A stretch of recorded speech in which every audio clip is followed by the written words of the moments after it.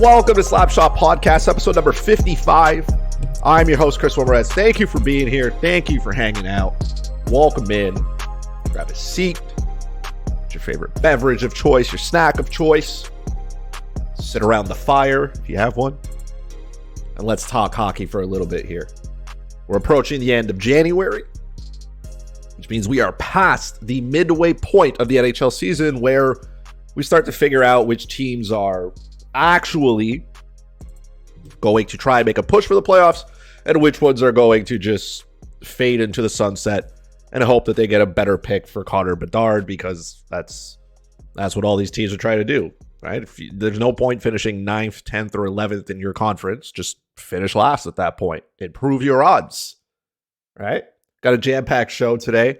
If you are listening over on the YouTube channel, thank you. Go ahead and hit the sub button, ring the bell there, baby. If you are not on the YouTube, go ahead, check it out. All right, Slapshot Pod, youtube.com/Slapshot Pod. You can check out the podcast on Twitter as well, at Slapshot Podcast. Me on Twitter, at FuzzyChris91. You can find the podcast on the Apple Podcasts, Stitcher, Spotify, Podbean. If you go to the Twitter of Slapshot Podcast, click the link tree, you can get the episode. You can see where all the episodes are posted. Hit the subscribe button, hit the bell notification, turn on whatever thing you click so you can get the episodes downloaded straight to whatever platform you enjoy listening to. All right, we've done the housekeeping here. Before we dive into our main topic today, right, let's take a look at a couple of things that happened around the NHL here. Some things that kind of baffled my mind a little bit. We're going to start with Gary Bettman, because I feel like that's only fair. Gary was in Montreal earlier this week. I think it was Tuesday. Monday or Tuesday, I don't know. He gave a media availability. I don't know what he was doing here. But he kind of addressed the tanking situation. And with an absolute straight face, okay, I can't make this up because I watched it. Gary Bettman went on to say that NHL teams do not tank. And I was like, man, Gary, what planet are you from? Are you that out of touch with your league that you have no idea what's going on? Right? Like, I'll give him a little bit of defense. He said that players and coaches don't tank because that would, goes against the integrity of the game, which is true. Coaches and players do not tank. Management, however, look, if there's one thing managers do, general managers, president of hockey operations and all that stuff, they are tankers. They love it. If your team is garbage, they are going to the bottom of the standings. All right? Gary said this with a straight face. He's like, which is true, if you finish last, you have a 75% chance of not getting the first pick. Sure. But you still have a 25% chance that teams are going to do that, especially for a generational talent like Connor Bedard. Like, Gary can't literally sit there, look at the Chicago Blackhawks and all the moves they've made over the last 12 months and go, no, this team's trying to get better, right? You trade Alex DeBrincat, you trade Kirby Dach. Good chance they trade Jonathan Toews for the deadline. They may move Patrick Kane. You're telling me all those moves are to make your team better today? No. The goal is to finish last. Players and coaches aren't going to tank because, let's face it, players want to perform so they can get paid. Coaches want to keep their jobs, right? So they have an incentive to play well, which is fine, as they should. But management can certainly put a team on the ice that really hurts your chances of winning. So for Gary to say that is kind of, first of all, Gary doesn't believe that, concussions lead to CTE and whatnot. So he's already living on another planet that neither of us are invited to. But I can't sit there with a straight face and listen to this dipshit talk and go, nah, that makes sense, Gary. He is completely just, I laughed when he said it because I was like, nah, bro. That can't be it. He's like, why would teams want to increase their chances by like 1%? What do you mean, why not? If I got a 1% chance to make more money, don't you think I would take it? Yeah. You got a 1% chance of getting a better pick. If teams weren't tanking or weren't afraid of losing, they wouldn't trade first round picks that are lottery protected. Why would teams do that? Exactly, Gary. Management tanks. They trade players at the deadline to make their team worse in hopes of losing the right way. right? That's fine. That's fine. Teams want to tank. You sell the idea. That's why they call it a rebuild. A rebuild is a tank. Let's face it. You can call it what you want, but it's tanking. Right? Like the Anaheim Ducks have a terrible roster. They're looking to tank. The Arizona Coyotes have had a terrible roster now for almost their entire existence. I mean, they've been perma-tanking. Chicago made sure in the offseason they were going to be at the bottom of the conference. They are getting there. I think Columbus is the only team to do it incorrectly. They went out, they signed Johnny Gaudreau in hopes that they would get better, and their team has been even worse. That is what it is. The Montreal Canadiens were good for like 2 weeks. Now they are on a quest to finish last. And we will talk about the Montreal Canadiens a little bit later, though. Don't worry. We're going to get to them. The next thing that kind of really just got me shaking my head crazy was, and he's our cover image here as well, is Bruce Boudreau. If you have no idea what's happened to Bruce Boudreau, I don't know what rock you're living under, because it was probably the worst kept secret in hockey. He was relieved of his duties Sunday. Today we are Friday, so Sunday, depending on when you listen to this. And I have never seen players, how can I say this? I've never seen an organization love a coach so much, with the exception of the people who employ him, right? Fans loved him, players loved him. I've never seen a coach expected to get fired be cheered by fans and everybody. Bruce Boudreau is a good coach.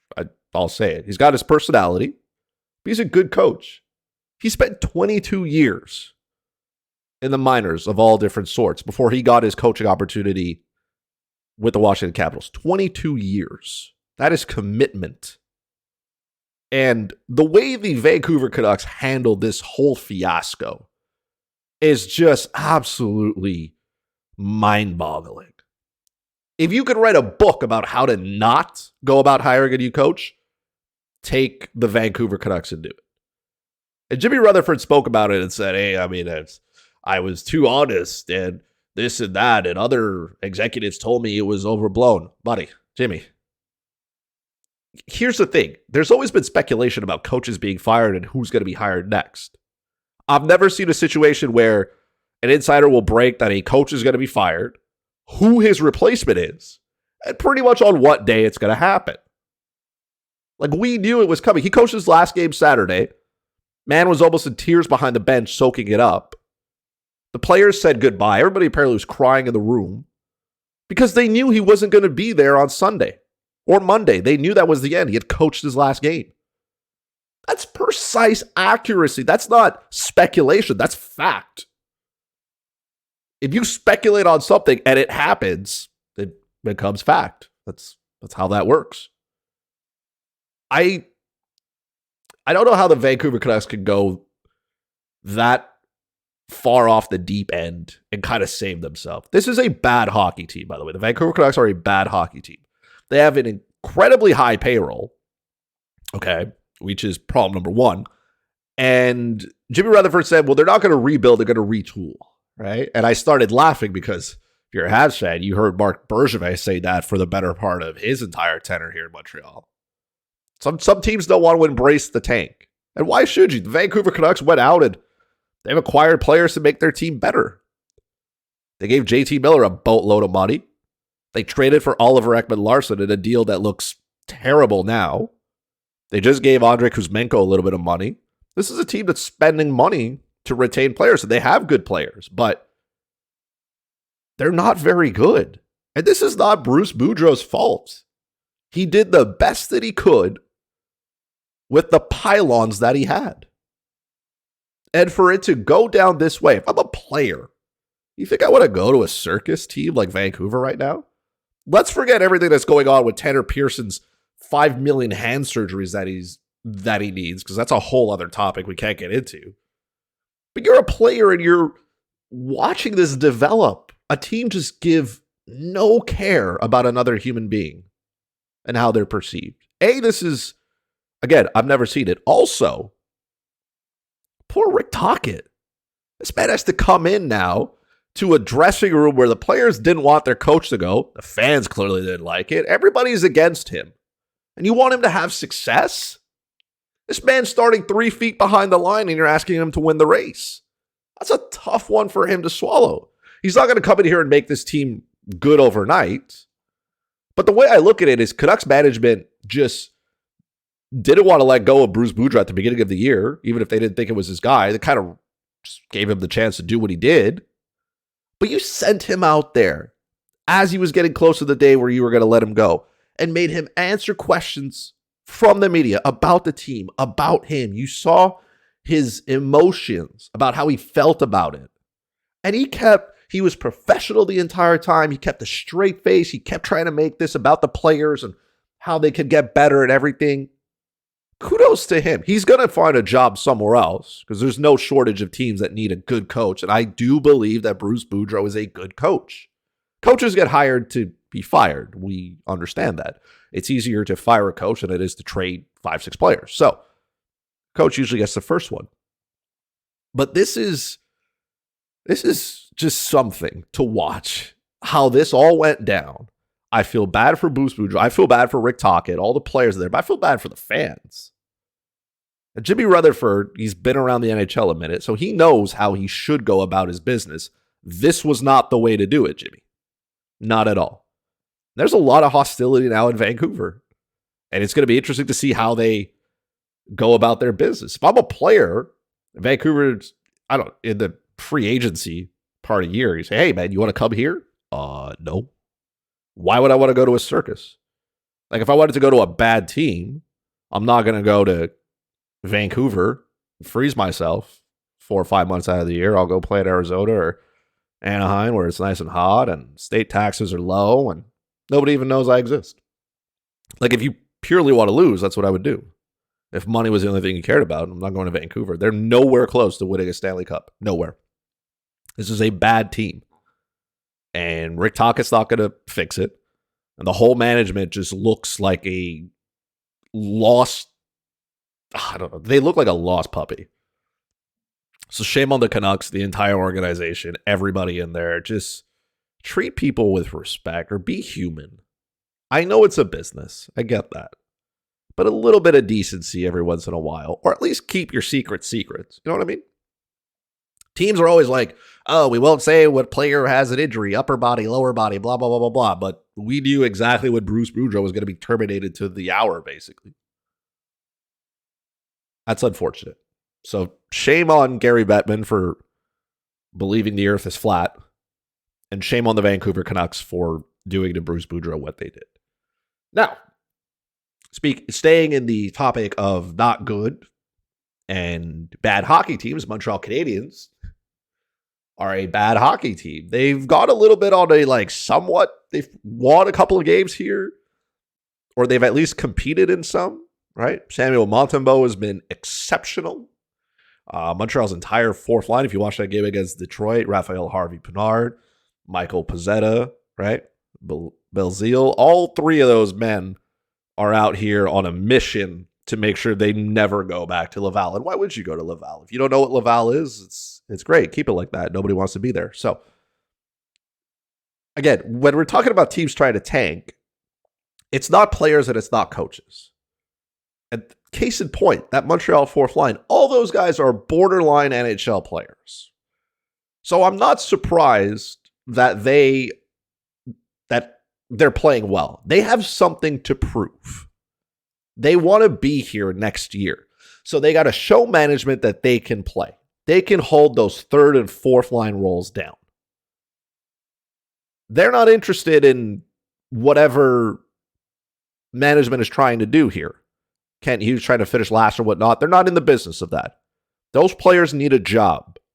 And when you're in the NHL, your paycheck is significantly higher than when you are in the AHL. So they have an incentive, both monetary-wise and professionally, of course, playing in the NHL, to play well and want to do well. So no surprise that borderline NHL players are going to play well and going to help their team win.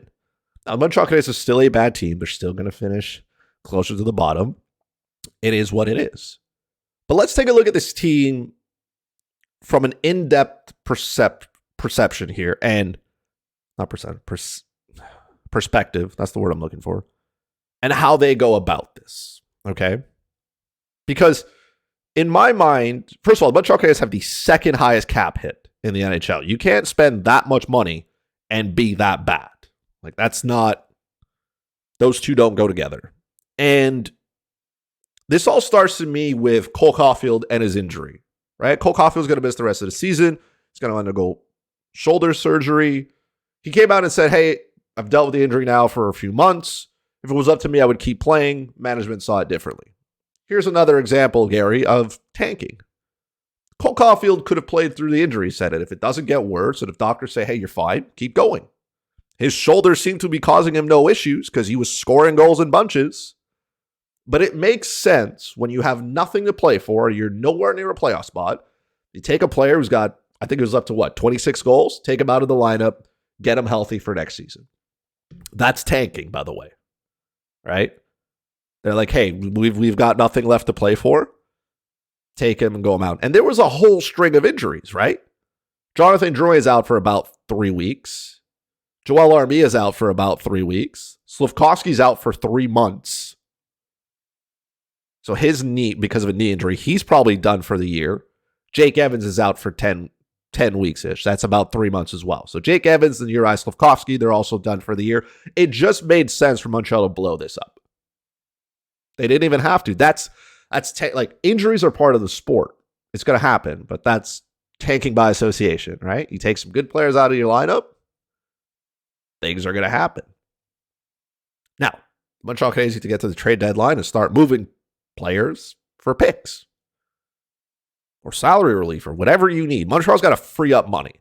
First off, they got some RFAs coming up. Most notably, Cole Caulfield needs money. So, got to find a way to free ourselves of some contracts so we can go out and pay the man. People say, well, what's a fair contract for Cole Caulfield? Probably in the $8 million range. I would say between $7.5 and $8 million. The team would probably want to sign him long-term. I think he's going to take a bridge deal so he can really pop some goals and then go and collect his $11, $12 million. That's how I see it. That he's going to fall into that range, I think 7, 8. If the Montreal Canadiens want to overpay, give him like 9.5. See if he'll do a 7-year deal on it. But I think Caulfield is smart enough to say, hey, give me short, give me a little bit less money maybe, and I'll go cash in on my next contract. Seems fair to me. Nick Suzuki is making 7.8.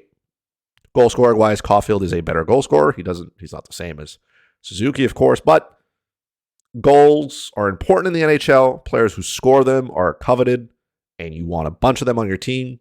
So I think he's going to get paid. So you got to free up money, right? You got to do it. Let's start with players who need to be moved, right? Or actually, let's start with players who I think are untradeable, who you can't trade. Nick Suzuki, Cole Caulfield are 2. I would say Caden Gooley is the other. He's out due to injury, but I wouldn't move him. We know that he's going to be a very good defenseman for a very long time. The Montreal Canadiens have other players that need to get out of this city. One, I don't know how they go about, and it pains me to say it, how they go about getting rid of that Carey Price contract. After this season, he still has 3 years left at $10.5 million. I don't think Carey Price comes back to play hockey again. I really don't. We haven't heard anything about him. There's no update on his progress. We don't know what he's doing, what's happening. Made an appearance for PK Subban's tribute night, but he doesn't look like a man who's going to play hockey again. I don't think his knees can keep up. So there's got to be a team somewhere willing to take on some money. And the Montreal Canadiens could do exactly what they did with Shea Weber. All right, they took on Evgeny Dodonov's 1-year deal. They sent Shea Weber's contract to Vegas, so Vegas can put him on LTIR and free up money. There's got to be a team somewhere willing to do it for Carey Price. Got to be. Again, it pains me to think about that. But it is what it is. We're at that point. He's not coming back. Move the contract. Sean Monahan. He's on LTIR. We have no idea when he's coming back either. I would like Montreal to resign him. because this team started to go downhill. Their power play started to suck again ever since he was out of the lineup. He wins faceoffs. He adds some depth down the middle. Even if he's a third-line center, he could be a very effective third-line center at his position. If you're dead set on having Kirby Dach play center. Dach has looked really good of late, by the way. His game last night, you could see he was physical. He even fought somebody. Kid's 22, and he was pounding Andrew Copp. Like, they weren't even in the same weight class. So if Montreal's dead set on having Nick Suzuki and Kirby Dach down the middle, cool. You can keep Sean Monahan, and you'll be perfectly fine. I have no problem with keeping Sean Monahan in Montreal. Or you trade him, depending on what you get. Either way. Other contracts that I'd probably like to see. Jonathan Drouin's on his final year of his deal. If I could get a bag of pucks for him, I will do it. There is no sense in keeping a player around that has 0 goals on the season. There's no point. I get it. Fans like him-ish. He's gone through his stuff. He's a reminder that the Montreal Canadiens traded for him to play center, and that experiment didn't work out. And oh, by the way, they gave up Mikhail Sergachev. That's worked out pretty well for Tampa Bay, but let's not think about that because it makes me cry. I would like to see Montreal move Yoel Armia and Jake Evans. Yoel Armia's contract has still got 2 years after this year, $3.4 million hit. That's not really great. Again, for a player who is not scoring goals. Jake Evans is that player that coaches love that I'm just like, you don't need him. You don't. Jake Evans is struggling this year, as he should. Right? You probably can't get much for him because he's hurt forever. And he's still making $1.7 million per year after this season. It's not bad. I would have liked Jake Evans to be healthy so you could move him because I just think he's a little bit overrated. You know all those fourth line guys I was telling you about? Those guys could easily replace Jake Evans. Easily. At a cheaper cap hit as well. You're telling me you won't sign Alex Belize again for $750,000? You save $1 million, you get about the same thing. Player's a little bit older, doesn't matter. Good enough for me. If he could do his job and do it well, fine. Jake Evans he's not having a good year. He's good defensively, but he doesn't bring anything offensively. There's no reason to hold on to these pieces. He could be a good depth player somewhere else. Good for him for making it to the NHL. But let's stop falling in love with players who are not very good. All right? Stop it. We don't need that. The Brendan Gallagher situation, Gallagher is hurt. Who knows if he comes back? He still has 4 years left at $6.5 million. That contract is going nowhere. He is going nowhere. I don't think Montreal buys him out. Tomato. He's just going to be here. It is what it is. Gallagher's body is just falling apart now. And it should shock nobody. He has played a ton of brutal hockey. We know what he puts his body through. And I think his body is just unable to keep up. So that's on the injury side of it. On the defenseman side of things, there's not much really you can move. Because the bulk of your defensemen are pretty young. Right? Arbor Jacki, Jordan Harris, Justin Barron, they're 21, 22. Kovacevic, 25. I don't think Kovacevic has been that bad. He's still growing into his position. Fine. David Savard, Joel Edmondson, Mike Matheson. I expect Savard and Edmondson to draw some interest. Savard has 2 years left on his deal after this season. Edmondson has 1. If you got a first-round pick for Ben Sherratt last year, and you can get the same thing plus for those two, I'd move them. Mike Matheson has 3 more years. I think you could keep him around. If you want that veteran presence in the room, you can get away with it with Michael Matheson. You can. And Chris Weidman. Chris Weidman's not going anywhere. Really struggled last night when he played. But again, he was off for 5 days. 5 games, didn't play. What do you expect? If Chris Weidman can stay alive and bring some leadership and just eat up, 10, 12 minutes a night, maybe the power play, fine. That's all you need from it. That's all I'm asking for you. Chris Weidman is a 7th defenseman? Sure. Do it. But I'm okay with Joel Edmondson and David Savard going somewhere else. Because again, if you can get a first-round pick for Ben Sherratt, There are contending teams love these type of players. Edmondson and Savard can block shots. They can play the penalty kill. They can give you a little bit of offensive support. They're not offensive players, and you don't want them to be. That's not what they're there for. But they can certainly bolster a blue line. And there are no shortage of mediocre teams and elite teams that need good defensemen. These guys could fit into the 4-5-6 role. Again, I don't know if I trade Mike Matheson because he's been hurt a lot. Matheson can kind of move the puck, which Montreal needs. They don't have a lot of those defensemen that can do it. And you also can't trade away every single aging player on that blue line. Like Weidman's the oldest at 33. Then David Savard. Everybody else is under the age of 30. So this is a young defensive core. It's going to have its struggles. We see it nightly. It is what it is. So to me, Edmondson and Savard could pack their bags, and I would like to get a first-round pick for each. It's unlikely, but I would be very disappointed if I saw both these players on a Montreal Canadiens roster for next season. Just saying. Up front, Evgeny Dodonov, we know is gone.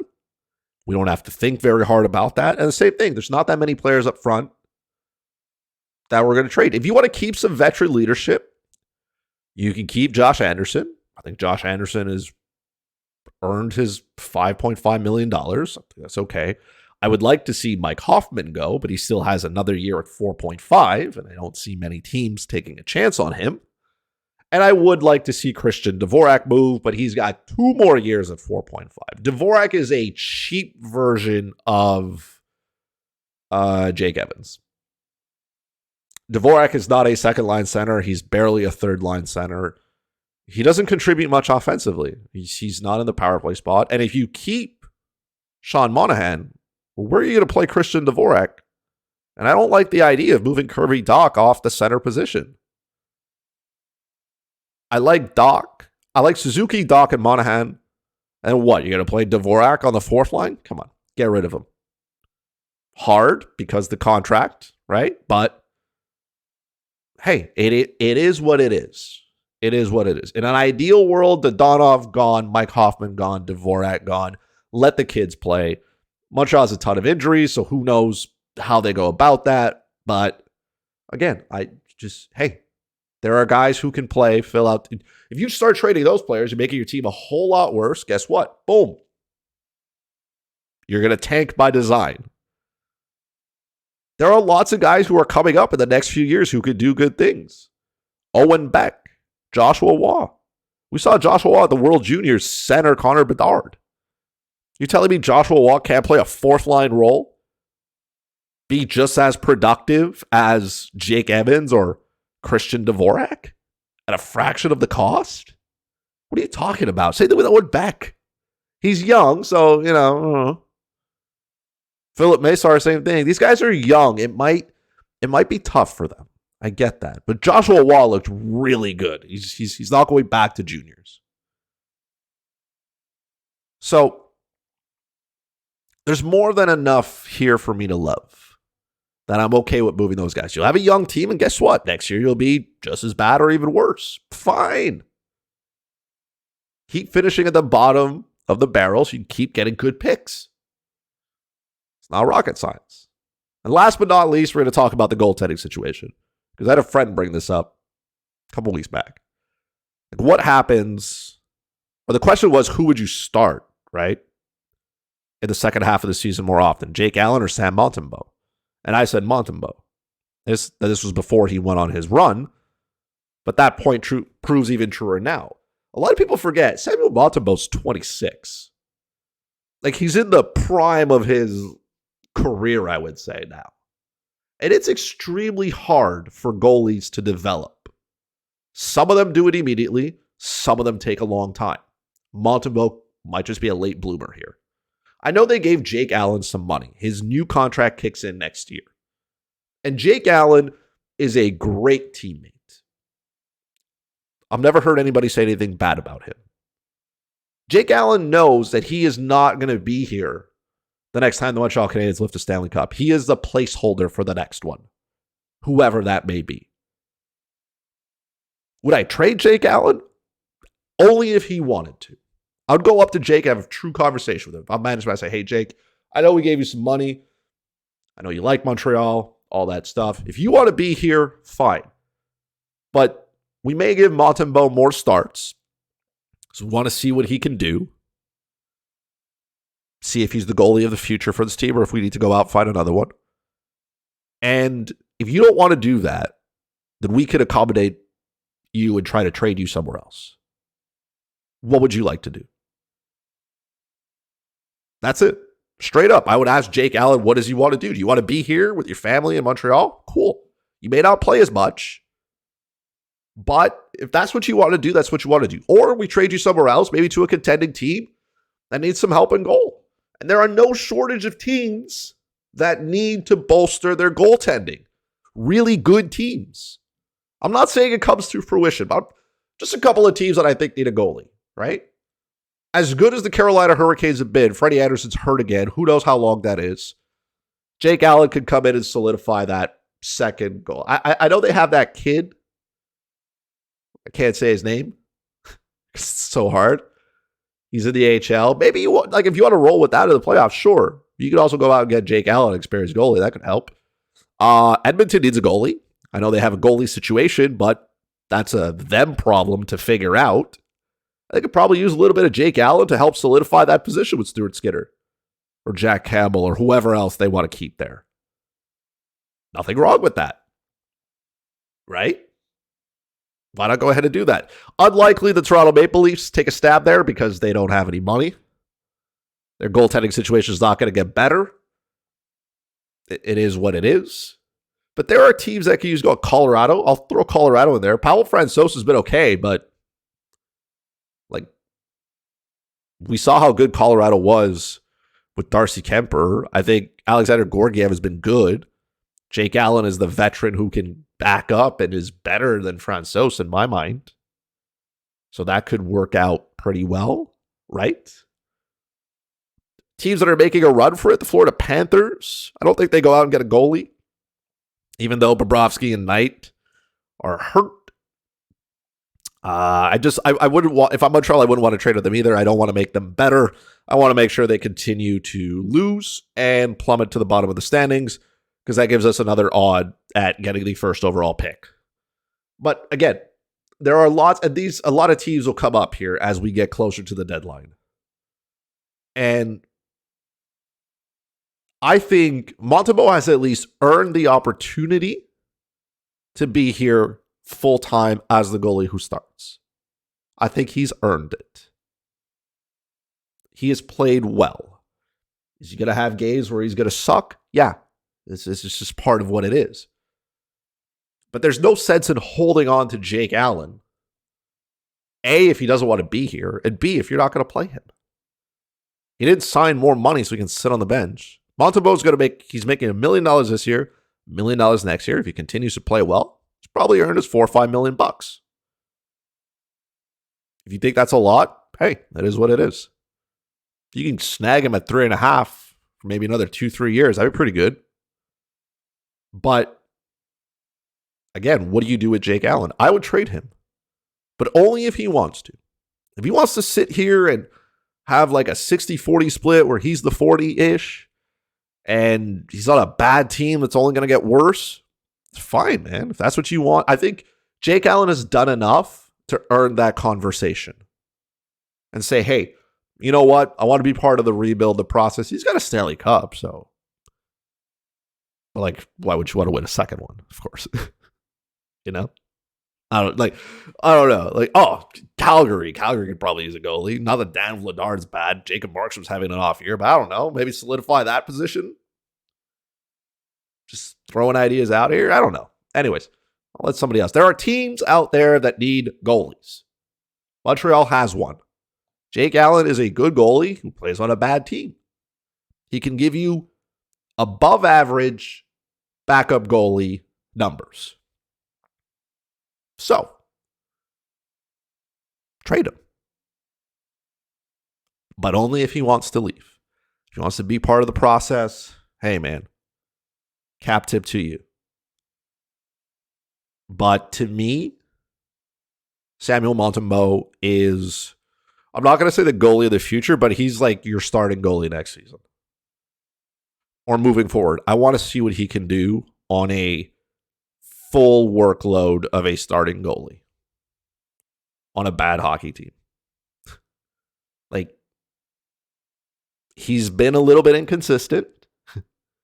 And before we start saying, okay, he's the guy, we need to find out if he's the guy. Because it doesn't look like it's Caden Primo. He doesn't seem to be the guy. He comes up and he just backs up and he doesn't play. And which is, I mean, it is what it is. But we have to figure out what we're doing with our goaltending situation at some point. So, you trade Jake Allen. You can get a goalie in return, right? You can take a goalie or whatnot. That's fine. If a team's got too many of them, we'll send me one.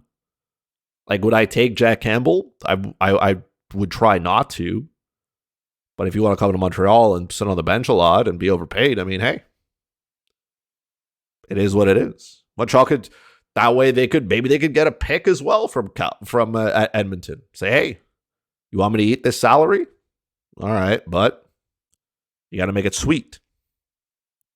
Right? You got to give me something. You got to put a little bit of stevia on top of it so I can digest this. All in all, to wrap this up, okay, because I know we're going on forever here, the Montreal Canadiens have a bad hockey team. Kent Hughes has to take this roster and strip it down even more. Get rid of those veterans, man. You want to keep a couple of veterans? Keep a couple. You can. You can keep a couple of them and it's fine. Don't keep a whole time. This is a young team and it can get even younger. It can. Go out, move those contracts that just... Again, Dodonov, if he's on this roster after the trade deadline, I'm going to lose my shit. I need him to be gone. I need Mike Hoffman to be gone as well. I wish Kristen Dvorak would be gone. It's unlikely. But for the guys who are healthy, the guys who are not healthy, they're probably just going to be here because no team's trading for a player who's unhealthy. That's unless they have a timetable to return. Like Sean Monahan, if some point he can return. There's a lot of talk between, Colorado and stuff, blah, blah, blah, blah, blah. But if you're healthy and you're like 32, 33, I kind of want to see you gone. I do. Kind of want you out of Montreal. Thanks for stopping by.